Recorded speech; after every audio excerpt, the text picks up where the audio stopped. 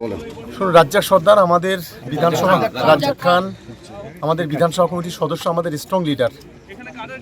ISF আশ্রিত সমাজ বিরোধীরা এটা সম্পূর্ণ নওশাদ সিদ্দিকীর মদতে আজকে তাকে নৃশংসভাবে গুলি করে এবং তাকে কুপিয়ে খুন করা হয়েছে। ও বিকাল থেকে আমাদের দুটো মিটিং অ্যাটেন্ড করেছে, মিটিং করে ও বাড়ি ফিরছিল।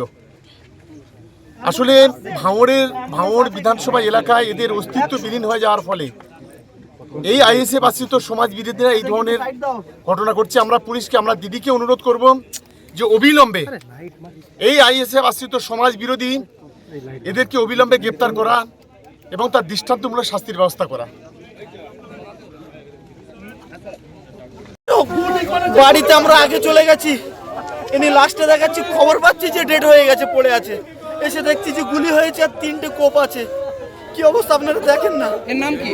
রাজ্জাক খান আমাদের মামু সম্পর্কে হয়, আমাদের পাড়ার। খুব ভালো মানুষ, খুব ভালো মানুষ। কখন ঘটলো ঘটনাটা? হ্যাঁ, কতক্ষণ আগে ঘটেছে?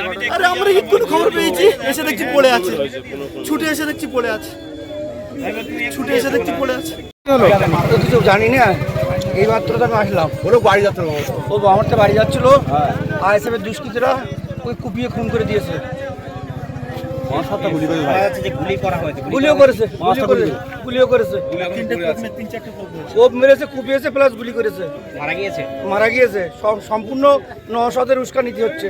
কে মারা গিয়েছে? তার নাম রাজ্জাক খান এই অঞ্চলের সভাপতি, আপনাদের দলের তৃণমূল কংগ্রেসের সভাপতি।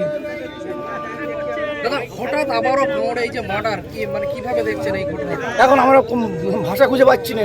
আমার ইমাম সাহেব আসছে, কি বলে দেখি, তারপর বলবো।